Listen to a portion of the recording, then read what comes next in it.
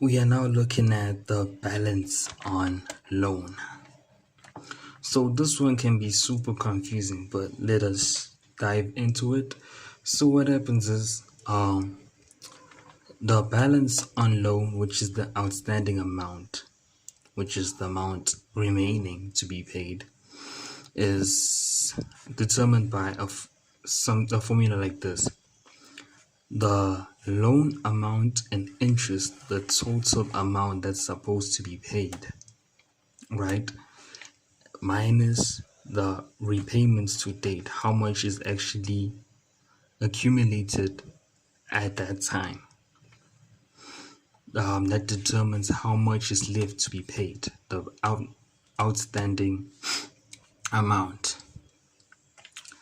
So, my future accountants, here it is. If you still remember, this is the formula to the compound interest. Compound interest. So, yes, it's compound interest. Sorry about that. So what happens is with the compound interest, it gives you the total value of the investment if you were to invest a certain amount for a certain time at a certain period. As after such and such a period, how much will that amount give you in total? That's why it is used, because that's the total amount that somebody's expecting when they invest. And then minus the future annuity. This, if you notice this is the future annuity formula. The reason you're not using the present annuity formula is because the present value annuity formula is to determine the present amount. The present amount means the amount that you are being given at that present moment, as in a house loan. If the bank approves the house loan, they will give you the money instantly. So the present value annuity is used to determine that, whereas the future value annuity is used to determine at the certain time in future how much the payments you are making on a regular basis, as it is future annuity, will be amounting to, with interest included. And then the compound interest formula is just for you to, the amount which is known is going to be that much at a certain point. So looking at this, we'll just find the variables first. P is equal to the initial amount. So, okay, let us read the question first. Calculate the balance, the outstanding amount after 10 years if a home loan of 750,000 is secured at 12.5% per annum, compounded monthly, repayable over 30 years. So now the important part is not the 30 years. The important part is calculate the balance, which is the outstanding amount after 10 years. So that means the house was supposed to be paid after 30 years. The full period of the house is 30 years. But now we are calculating the outstanding amount in 10 years. So it is like the bank is, when we're using this formula, the bank, you would invest a certain amount and it would come out as a larger amount. But now it's like the bank is investing in you. That's how for them, obviously. But yes, by giving you this loan, they are investing in you, that they will make a larger amount of money coming back within the 30 years period when it is over. So here it is. P is the initial amount, which is 750,000, the principal amount, which you are given from the bank. And now you're looking for I, the interest rate. The interest rate is 12.5%. 12.5 over 100, which equals to 0.125. And then we are also looking for N. So now we're trying to calculate 10 years instead of the full amount in 30 years. What's the outstanding amount within the 10 years? Is equals to 10. And we are also looking for, something I forgot to mention. The monthly payments are 8,004.43. The monthly payments, I forgot to add this because it is the first question. We had to determine that. But I wanted to focus on this question specifically, as it is balance on loans.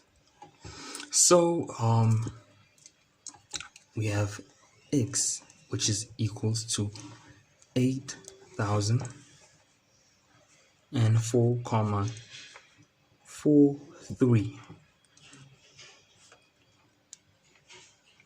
So basically it looks like we have all the variables we need. So we are ready to substitute into the formula. The formula goes as P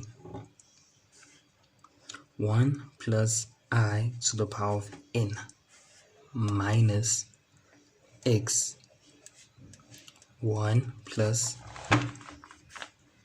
I N minus 1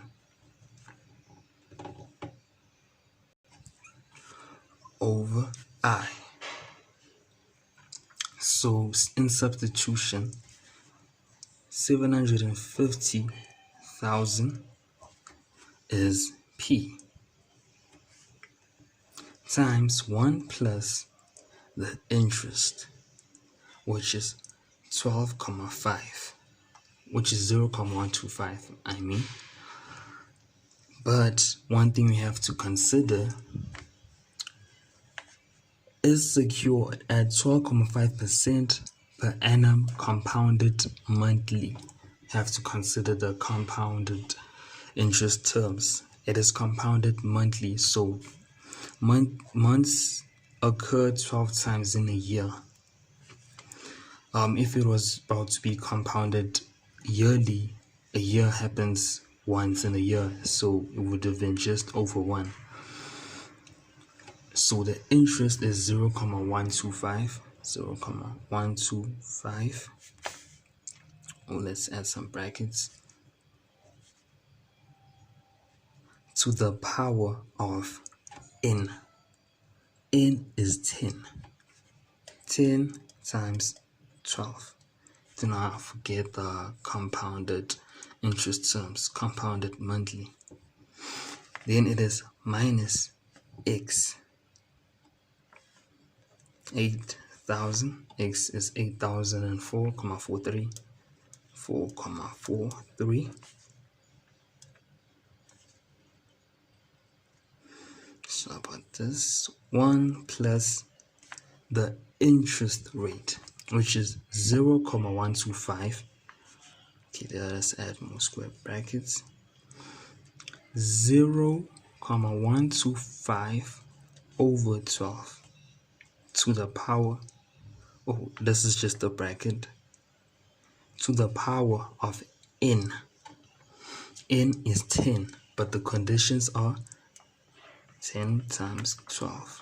As it is compounded monthly, do not forget the minus 1. Whole bracket, hope this is visible, over, please do not forget any step of the whole formula, over the interest, which is 0.125 over 12, because it is compounded monthly. Some brackets. So this is actually one whole step, and you will have to insert everything in the calculator, and please do not forget the brackets. At some points these terms will be too big, so you would actually have to sort out this term first, then that term. So I broke down the answers. Firstly, look for the answer this side of this formula and the answer of this formula. So the answer here of the compound interest, the accumulated amount of the compound interest formula was 2,600,886,56, and on the future value annuity, I found the answer of 1,896. Sorry, 1,896,357,37. Then, because the terms are too large, they were just too large for the calculator if putting everything in. So at some points you'd have to separate the formulas. And then, but please do not forget any element that has to be here, any sign and brackets when calculating, because it is crucial to get the numbers right because you're dealing with money. So the answer is 704,529,000 Rand, 19 cent.